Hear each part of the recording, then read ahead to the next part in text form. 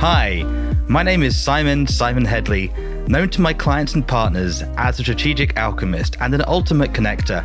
I'm a chartered accountant who brings together and bridges the worlds of business philosophy, finance, marketing, optimization, ontology, and so much more. Always focused on one thing, the simple idea that can make the difference to people and projects so we can tip the scales in their favor and get them complete. Pause, Stop, Reset is all about the three little words that can make the difference. They have for me and my clients, and I hope they will for you too. During the show, you'll get to learn about my guests' real-life experiences and the insights and lessons they've learned as they've navigated the resets in their personal and business lives, which you'll be able to leverage yourself. So let's start the show.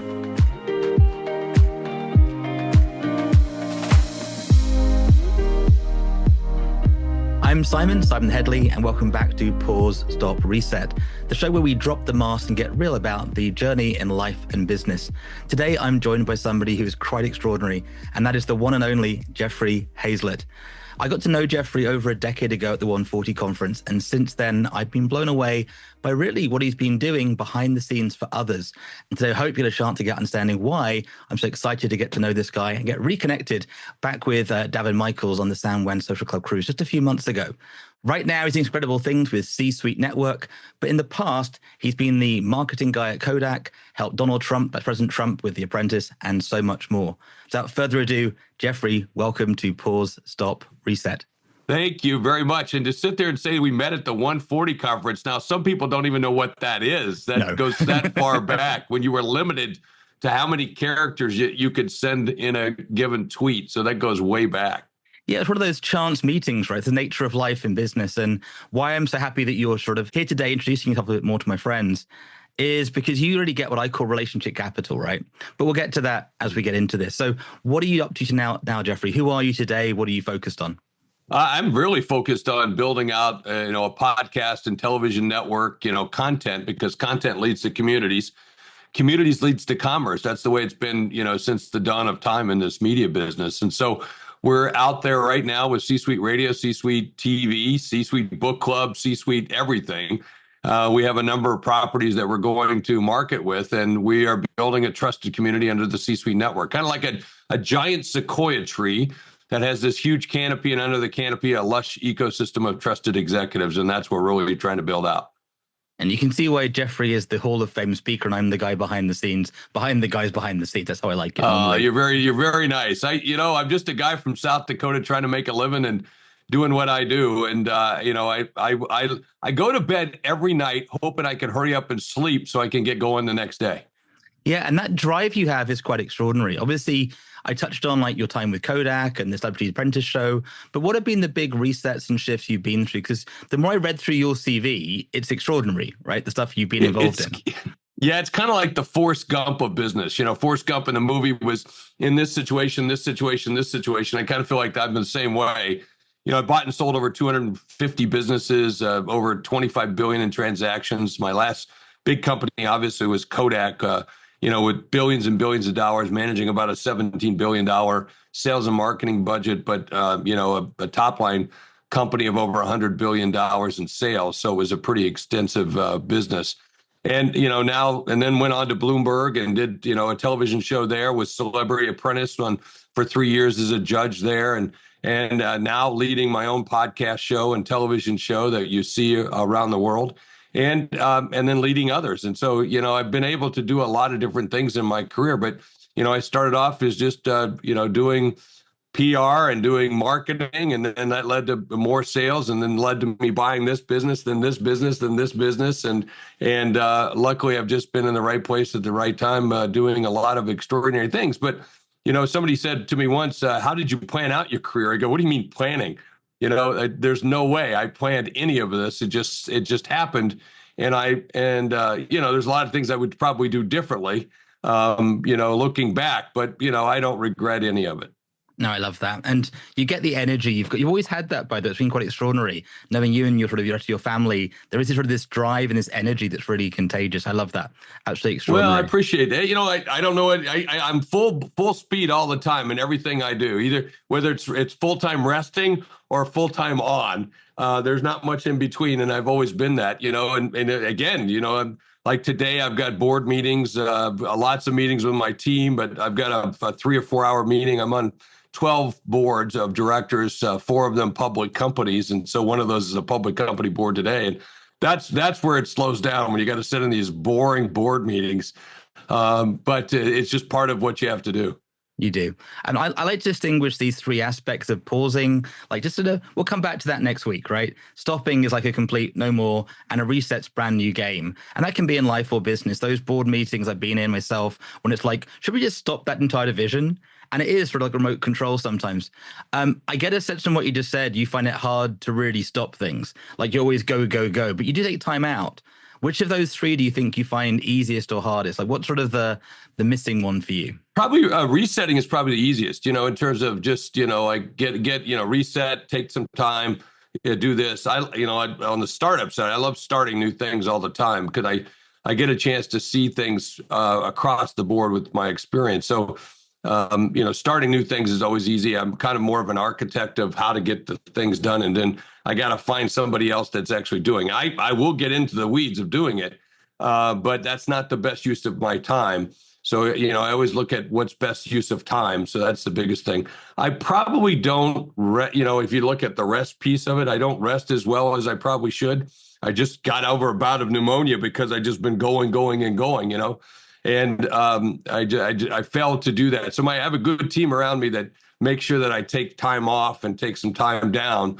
But even in my time down, I'd rather jump on the back of a tractor and mow a field or do something along those lines. Yeah, no, I love that. And it's in my younger days, I was the same. 20-hour days were fine. Now I occasionally need like a 12-hour rest, just occasionally.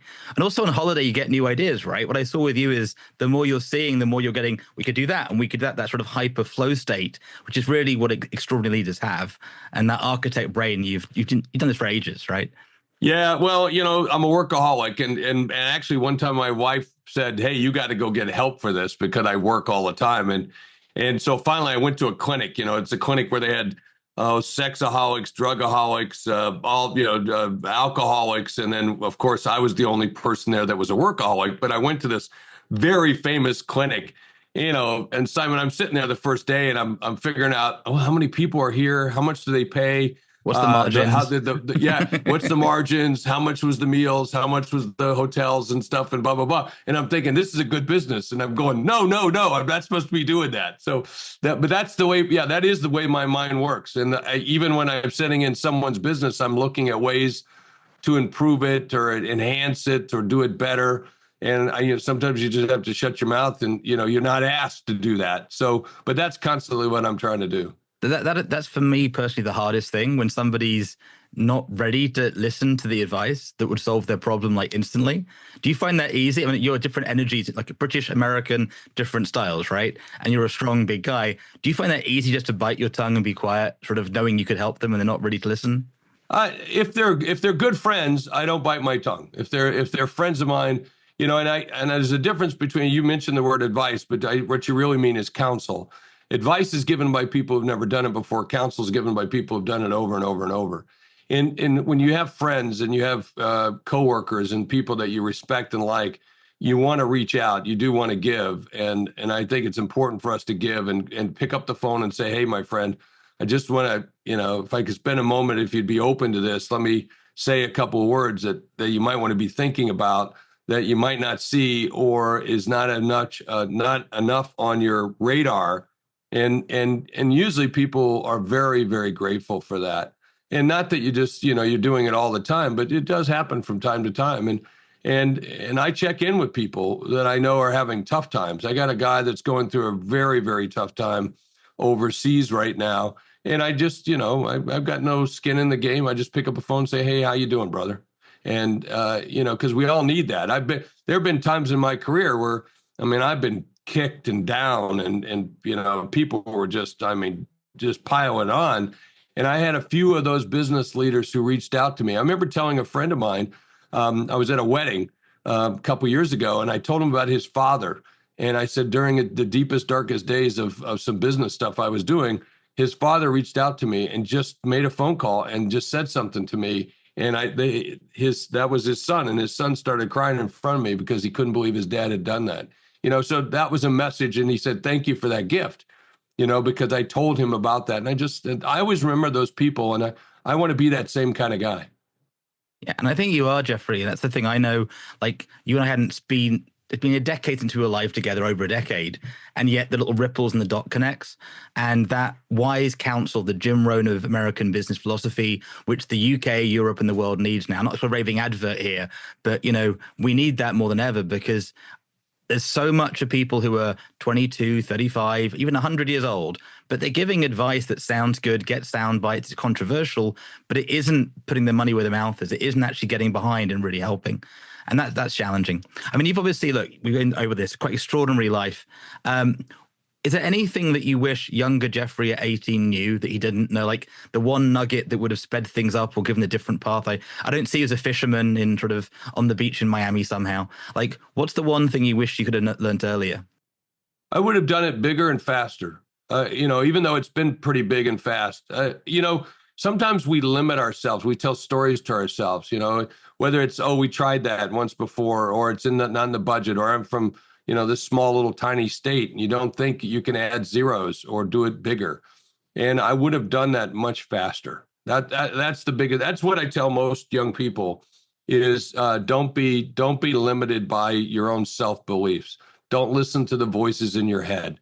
And now people, I was giving us a talk to a group of big A-level, not athletes, but actors. I mean, some of the biggest actors in the world. And I was in the room with them because their agents asked me to come by and talk to them about self-marketing and self-branding, the brand of you. And somebody said to me, so Jeff, what do you do when those little voices talk to you and say you can't? And I said, what voices? And they said, well, those voices. And I said, nah, I stopped listening to those voices. Yeah. I stopped listening to them a long time ago, but I did listen to them when I was younger, and I wish I hadn't. And that's what I would tell people. You get very comfortable with yourself. Walk with a little swagger. It's not bragging when it's true. And I think we need more of that. And I know that's more of an American thing probably than you see across the board. But I think that's what's made a lot of this country great, is that the ability to say that we can do it ourselves and pull up our bootstraps and tighten our belt and get it done. And I think that's been more of an American thing. And I think that's what's made a lot of business great around the world, is that everybody is kind of along those same philosophies. Yeah, no, I really love that. And that was one of your books, right? Think big, act bigger, the reward of being relentless. And I'm sort of nodding away because I'm that way. Like I was thinking big, and then you meet the guys that go, no, we're going to impact 10 billion people over 5 years. And you're like, my little small project wasn't really thinking big enough. And ironically, at the top, it's easier conversations, but it requires being ready for them, not pretending you're ready. There's nothing worse than that. It's also present to whether you were saying there's sort of that Winston Churchill-esque, today is anniversary of VE Day, Victory Day, Victory in Europe Day. This was a combined effort. This was the little guys going enough. And whether it's your South Dakota upbringing, I don't know, but there's something about that reality to doing the right thing for the right reasons that somehow gets lost in the modern world, right? Even around media for 2 decades. Do you think we're getting back to like authentic? I hate the word authentic, by the way. It's like, I'm being authentic now. It's like, no, you're not. Like, how do we actually get to real media that's actually, and how does the audience listening, how do they know who to listen to? Well, we're going to go through some rough periods. I mean, AI is going to take us through that. I think there's some real rough things with AI, some good, some bad, and some really ugly around it. We've got to get some standards around that. Media is the same way. We've lost the way for quite often. For a long time, we were led astray by some of the pundits and the way in which we take a slant on media. And my goal is just to put out fair and good media wherever you possibly can and let people find it. And I really truly believe in a trusted network. By the way, you mentioned Winston Churchill, who's a hero of mine. I've read almost everything there is about him and continue to read as much as I possibly can. I wish I could have met him in my lifetime, because he was the kind of transparent individual who just said it like it was. And I think we need more of that authenticity that we talk about in relationships. And people, I get a lot of people give me accolades about that, because did he just say that? But I just find it easier, to say, hey, this is the way it is, or this is what I see. And it doesn't mean it's right or it's wrong. It just means that's what I see, or that's how I am. And we should be able to have discussions about it. And we've gotten away from that for a while, and we need to get back to it. The pendulum will swing back. it'll just be a messy kind of way to get it there. That's just the nature, I think, of life. And we go through these ups and downs. And, I've been through some difficult times. And, I remember one time I was on a board of directors getting sued and wasn't making any money from it. It was costing me a great deal of money. It was very public. I was on the front page of the Wall Street Journal. But my wife said, "Why are you doing what you're doing?" I said, "It's what good people do. Sometimes we have to stand for certain things, and you have to be routed in your, really rooted in your values." And I think the more we get back to values, the better that we're all going to be. No matter whether it's a country or it's a business or you as an individual, values mean something. No, they really do. And what I'm loving is this is almost the back of real business. I used to call it British business. I'm a northerner really up north, Jeffrey. And like my granddad had a fruit and veg shop. It wasn't a big franchise. It was a fruit and veg shop. You go to the farm, everybody's real. It's real food to real people. And it carries on because it's a village. And it's so easy today to spin things, right? So that's a really good reminder. And I also think it's quite fascinating, especially here in the UK, the willingness to upset people has gone away. So in the old days, Winston Churchill would go, "Madam, you'll be that way in the morning." I'll avoid the quote. Yeah. But nowadays, even that, we're nervous of being real and not everybody being likable 100%, that sort of beige vanilla. I don't want extremists, but we want to have real conversations safely. And it's really difficult. Yeah, well, and I mean, we just got to understand not every baby is beautiful. Now, they're beautiful in different ways. They're just might be not physically beautiful. And that's okay to understand. It's like, I'm a fairly large guy. I understand I'll never be a running back. I understand I'll never be a point guard. I understand, I'll never be the quarterback because, I was made to be on the line, that kind of thing. And I think the faster you come to those realizations, not that you're limited. I mean, I can be the best at that, and by the way, the highest paid people in American football are the left tackle. So on the blind side, as we've come to know. So there, it's amazing to understand what you're, what you're good at and where you should be, and then how you can excel in different things, doing the things you're supposed to do. And we all have roles to play. And so I think it's important for us to kind of come to some of those understandings. Yeah, no, I love that. I'd love your insight just because of what we went through when we met sort of recently, right? How do you navigate that sort of social business, hyper-connected bubble we now live inside of? In the old days, you go to your working men's club, you go to the health club, you'd have sort of separate bubbles of relationships. Now, everybody's like LinkedIn, Facebook friends, but they're not friends. And how do you navigate that? Do you just this is what I'm doing, join me or go away? Do you listen? What's the Jeffrey model of relationship capital building? Well, my model has always been, I share as though I'm talking to my family. So, when I started, there was a reporter who followed Richard Branson and I around for quite a bit. And she said, "I'm tired of following you guys around." So I tweeted back to her. I said, "Well, quit following us. I didn't ask you to follow me, and I wasn't trying to be rude. It's just that, look, you're the one to follow me. If you don't want to follow me, don't follow me. I post socially. I do the things I like to do for the reasons I like to do them. I don't do them for the public at large. I just do them kind of as though you're my family." So, because early on, my wife said, "I don't know where you're at." She didn't know what country I was in or what city I was in. Because I literally traveled at that level, especially at the corporate level. You're just in a jet, boom, you go here this day, and might go to 4 countries in one day. And so, I just always started that out that way. And now you have to put some parameters around. You got to be careful about it because now there's people who rob your house if you're gone, and you have to, make sure that you do some things safely, because there are stalkers, there are people that will do you harm. And so, but I just try to do it as though I want, my friends to know what I'm doing and here's what it is and what I'm proud of. And so, yeah. It's what we used to call ethical web marketing, as opposed to here's me on the boat that isn't really my boat, but not saying it's my boat, and it's like fake optics. And it's like, I get so tired of that bullshit. I call them false prophets. You see people doing that all the time. If you see me on a jet, I'm on a jet, but I don't always care to post about I'm on a jet because I don't need to tell everybody I'm on a jet. Guess what? I flew. So who cares? Private jet, public jet. But, most of the time I would tell you I'm by 99% or 90%, it's a public. Why? Because that's the safest, best transportation there is and the cheapest. And I happen to be very cheap. I like to save a buck, so I don't believe in that crap. I don't believe in the show off, the fame versus fortune. I would much rather have a fortune model. And the fortune model is, let's go do a good job and do what I do well, and then you'll know about it. And if I gain fame, great. If not, if I want the fame, I can buy it. But most of those people are buying fame. They're buying fame. And that's just, it's a fake lifestyle. It's a fake world. And this is where you saying that lands, whereas I said that for 10 decades or 2 decades. They're like, what do you know, Simon? Nothing at all. Because it's this very strange thing, right? It's like, it's who's saying the idea, not the idea. And you and I also know the people that often move and shake the world, they're very quiet behind the scenes. They're just getting on with it and just relaxed. And that's the best way. I saw Warren Buffett in New York not too long ago hailing a cab by himself. And I was like, wow, that's pretty cool. There's Warren Buffett right there. Now he's outside the Waldorf Astoria, pretty good hotel, but nonetheless, he was hailing a cab, not a limo. Excuse me, just a cab. And then I think that's kind of critical.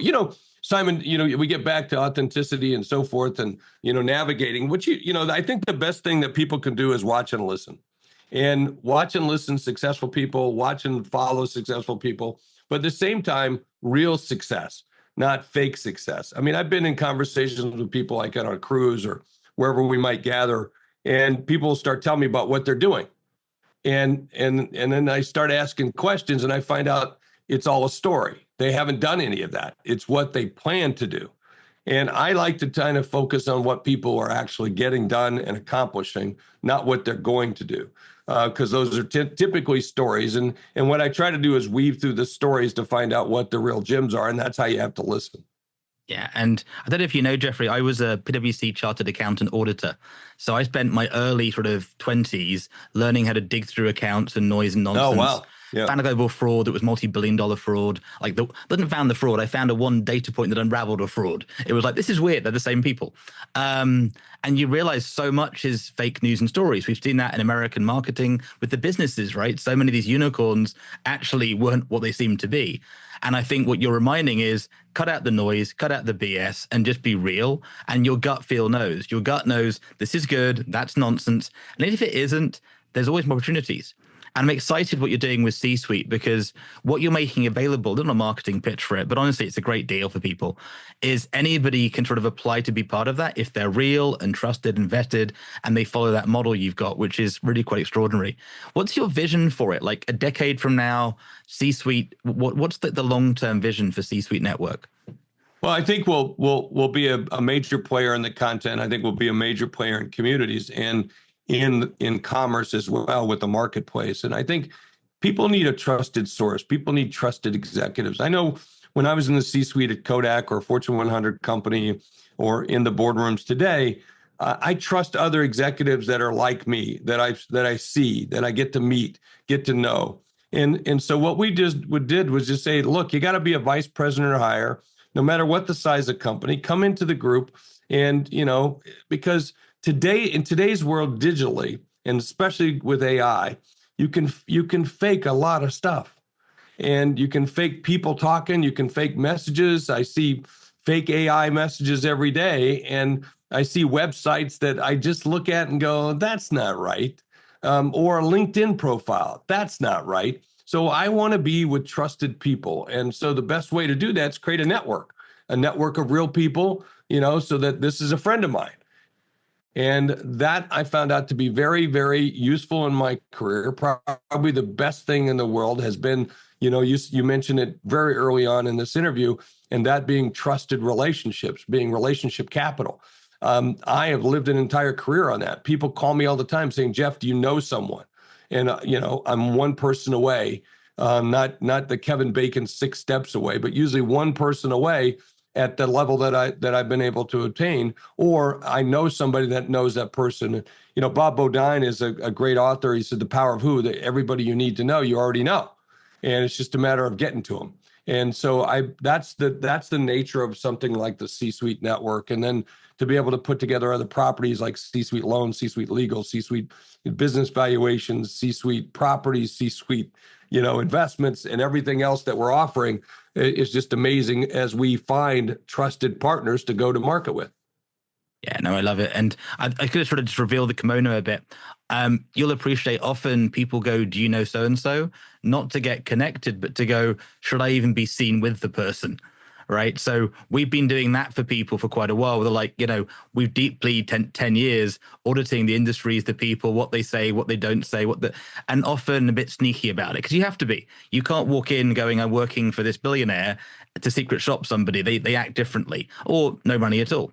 So you have that real experience because we're all human beings and it's kind of fun. If somebody's listening in today, Jeffrey, and they're going through it, right? The partner's broken up with them, they've been fired, the bank's gone with foreclosing, like the bad days. They've been sued for the 100th time going, why? What's your best advice in that dark night of the soul to get through? If they haven't got that great wife, that great partner, that great friend, how do they get through that? There's a pony in there somewhere. It's going to be there. I mean, look, that's the nature of some of us have to have more failures than others, but we all have them, So the thing isn't about failing fast. It's about winning fast. So get back up on the horse and ride again. I mean, that's the nature of the business. I mean, I've been kicked. I've been down. I'll have failures. I'll have cash flow problems every day, every month, every week, whatever. We all have those kinds of things. But you just got to move through it because the alternative is worse than the success. And so you want to go for that success. And there's a better place over the next hill. And there's always a next hill.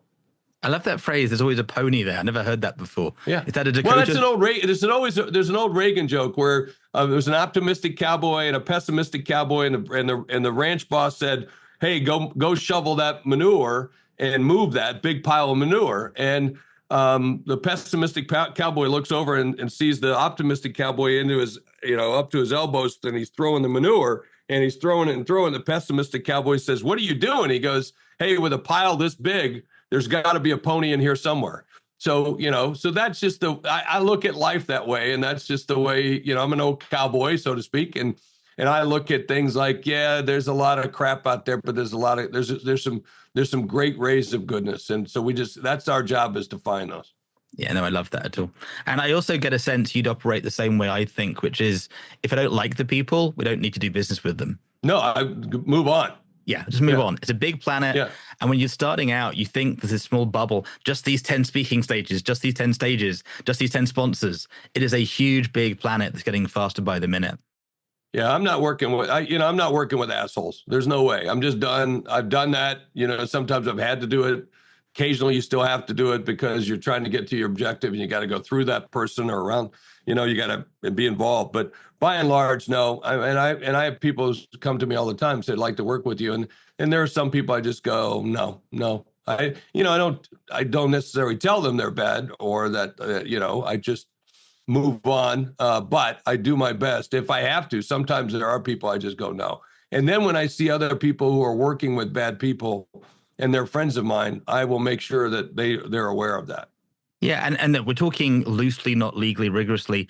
I think very few people wake up designed to do bad, designed to actually be like an evil person. Some people just have protocols that work in one world, not another world. And it can be quite interesting when you start jumping and crossing over. What's acceptable in Japan or New York isn't in Dubai and vice versa. And it's a really complex, this cross-cultural world. Have you found a lot of Americans finding that easy to get into international business, or has it been quite a challenging? No, I think a lot of Americans have a tough time just because they only speak one language. But some of us speak more. But or have had more exposure, the more exposure you have to other cultures, the more exposure you have to business. There's a lot of business to be had. Now, let's be clear: there's a lot of business in the United States. Most people want to come to the States. Yeah. It's because it's so huge. But there's a lot of opportunity in other countries, and I've been lucky enough in my career, been very involved in numerous countries, India, all over Europe, Asia, China, Australia, New Zealand. I mean, everywhere. Just been able to do business, and it's just been lovely. Yeah, and I'm 47 now, nearly 48, and I'm really excited because, and I go back to C-suite here, what you're making available used to be sort of Harvard education. It would have been 100K a year. You never get it. And now the ability to listen, learn, ask questions, interact, and meet people, let alone put videos online, get content out, to actually really reach an audience is quite extraordinary. And do you think with AI coming, that'll still be useful? Oh, totally. Yeah. The personal connections, you can't put that to AI. So the conversations, the relationships, the experiences that you're going to have, that's still going to be there and is going to fast. Even though AI's got some great benefits to it, it's got some downfalls to it as well. There's nothing going to ever replace this kind of interaction, and I think that's pretty important for us to be able to have. Yeah.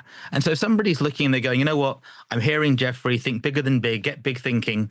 What should they be looking at to start to find that new path? They found the pony, but which way are they going, right? Because often you sort of go, I could do many different things, and there isn't that clear, heartfelt, that's the way.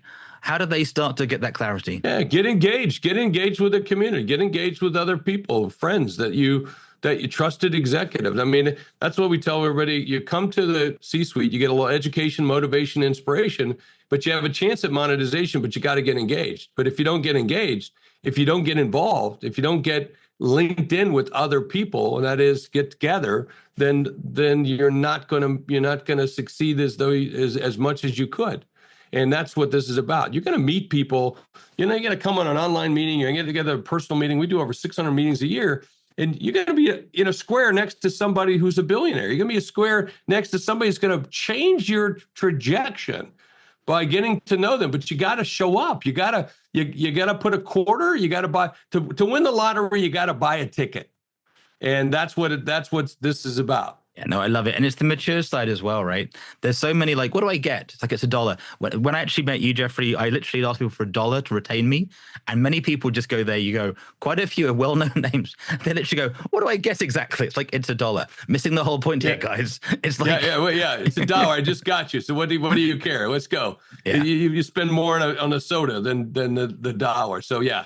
The benefits of that are pretty good. I actually, one time I had a billionaire walk up to me and said, give me $1. And I thought, what's he need? What's a billionaire need? And I ended up buying a major property from him as a result of that. And it took us a whole nother level, which is a big part of the C-suite. That's our hero club. Yeah, often it's looking for behaviors. It's looking for how do you actually handle that sort of control. We talk about fresh flow, like can you pass the parcel without being too attached? And it's very easy when you have nothing to say that's easy. When you start getting the money, you sort of don't want to lose the money, and then it usually goes wrong. I've had that a few times. I know you've got to get onto your board meetings. Is there anything you want to literally leave our listeners with? They're around talking to their friends tomorrow, around the water cooler in the office.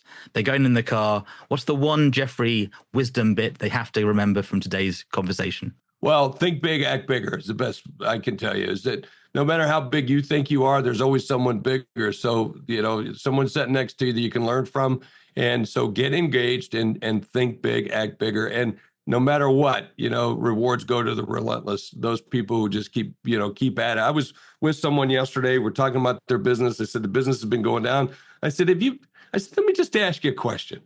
Have you been doing letters every day? Have you been doing emails every day? Have you been outreaching? Do you have a list of your dream list of your 100 clients that you want to do business with? I said, how many LinkedIn contacts do you have? It was less than 1,000. I said, what do you expect? Yeah, exactly. Right. Simon, you just open your mouth and went, my brain's like, are you kidding me? Right. Like 1,000 contacts. In this day, yeah, that's like, so what do you expect? So, that's what I mean by that. So be relentless and just think bigger and add a zero. I said, by this time next year, if you just did 50 new contacts a day times 200, how many would you have at the end of the year? And you would have, more than doubled your contacts. So this is the kind of thing that we have to start thinking about, is that it's relentless. It's day in and day out.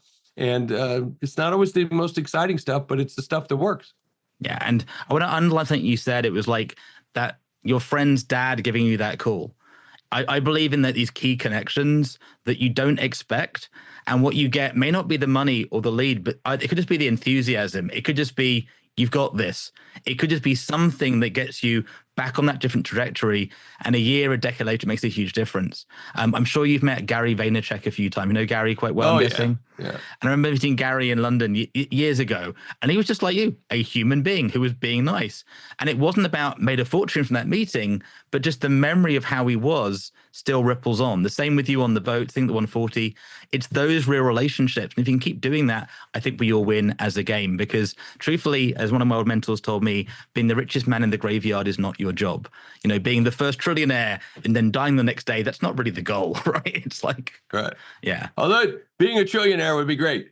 The key thing is just be yourself, right? And it's hard enough being yourself. Why would you want to be somebody else?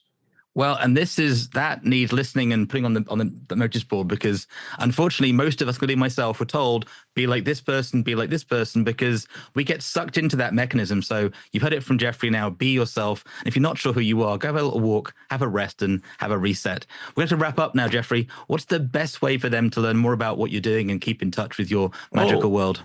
Yeah, find me on social media, Jeffrey Hayzlett, Hayzlett. I'm the only one, so you can find me. There's 6 other Jeffrey Hayzletts, but they always point everybody to me. But those are my cousins somewhere down the road. But you can find me at hayzlett.com or csuitenetwork.com. You can find me on C-Suite Radio, C-Suite TV, or wherever you listen or watch a podcast or watch a television show. Well, you're definitely one of the ultimate connectors. Absolute pleasure having you today, Jeffrey. And thank you again for coming on the show. And the final words are yours. What do you want to leave the audience with as we wrap up the show today? Go do it. Get it done. Beautiful. See you guys next time. Bye for now. Once again, I'm Simon Hedley. Thank you for listening to this episode of Pause, Stop, Reset, which is brought to you by the team at simonx.com and published by thesimpleidea.com. So you get maximum value, and to access all the bonuses and gifts, make sure to head to pause.reset.com, register and explore the portal. And if you're looking for great people, check out onesmartnetwork.com. If you've enjoyed the show, do give us a positive review, subscribe, and share this episode with friends. I can't wait to share our next episode with you. Till then, remember, you can always choose to pause, stop, reset.